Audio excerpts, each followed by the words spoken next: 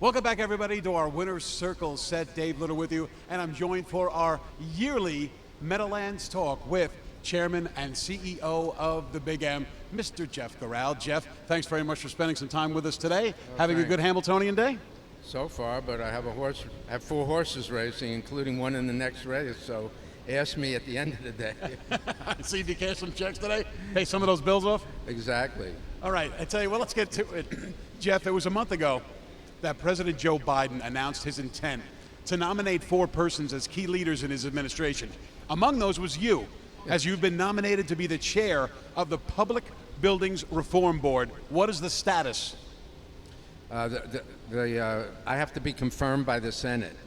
So my understanding is that the Senate is in recess at the end of tomorrow, I think, if they're able to pass this important bill on climate, actually. So then when they come back at some point, they'll vote on that appointment, and assuming that I get confirmed, then I start the job. Now, you've been a customer for some time now. You're the boss. So how would it feel having the President of the United States as your boss? Well, that'd be fine with me. I doubt if he's paying much attention to that particular commission. But it's important for the taxpayers because our job is to decide which federal properties are sold, should be disposed of. And from what I understand, most agencies don't want to sell anything, even if it's empty. So we'll see how it goes. I really don't know that much about it. All right, there's so much more we want to cover with Jeff Gural. Let's get to Ken Workington for the post parade, and then we will continue our conversation with Jeff Gural. All right, racing fans, we're back at the Winner's Circle set with Jeff Gural. Jeff, let's get right back to it. The appropriation from the state has done great things for the sport of harness racing in New Jersey. There was a very positive impact on the breeding programs. The number of New Jersey-bred standardbreds has steadily increased. How did the appropriation begin in the first place, and why do you think the New Jersey legislature saw fit to get this through? Well, I think the legislature always understood how important it was to the state to maintain the industry. The fact is that New York and Pennsylvania give the horse industry hundreds of millions of dollars. So how are we supposed to compete? And obviously we can.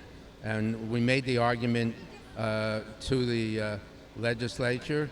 Fortunately, Christie didn't care about it at all. Right. And we got a new governor, and he did care, and he took the time to go visit some of the facilities. And luckily, we came up with an agreement to give us $20 million, which is probably 10% of what they give New York and Pennsylvania. So the taxpayers are lucky that they have myself and Drazen took over, because it's not much money, whereas in New York, the taxpayers are giving hundreds of millions of dollars to subsidize horse racing. In addition to the New Jersey Sire Stakes, we are going to have some big money New Jersey bred events in September with a pair of $300,000 finals, one for the trotting males, one for the females. So the industry in the state has been on a steady incline. Does this figure to create some new owners? I hope so. I mean, right now we're competing with Kentucky. Kentucky is horse country, and the legislature there has given millions, got more money than any place.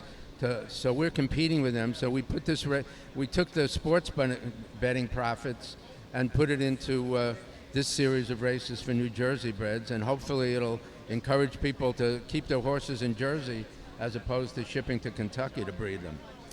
We have many great promotions here at the Big M. Wiener dogs, food trucks, chili kickoffs, burger battles, media races. Are the promotions taking us where we want to go? I think so. Jason said, we have these promotions where we get people names and emails and stuff, and we have these bounce back coupons which we use at the casino. I own 2 casinos upstate. That's an effective marketing tool. The key is, like I've said, people talk about inflation. Here, parking is free, no charge. Admission is free. We don't gouge you on the refreshments and the food. And the $2 bet is a $2 bet. So inflation hasn't had an effect on what the customer experience. So hopefully people, will look at it. They want to get outside.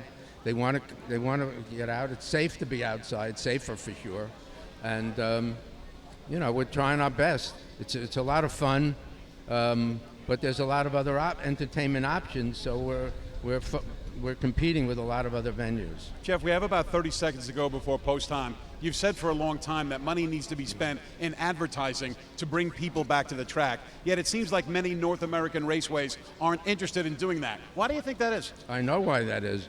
Most of them are owned by casino companies, and they would just as soon that horse racing disappear. All of the casino companies, even myself, we lose money on racing. So if racing disappears, then they're going to make more money, the casinos, and they'll be able to use the area for a shopping center or something. So it's a simple, it's business. Luckily for the people here, I'm a horseman. So I'm a horseman before anything else.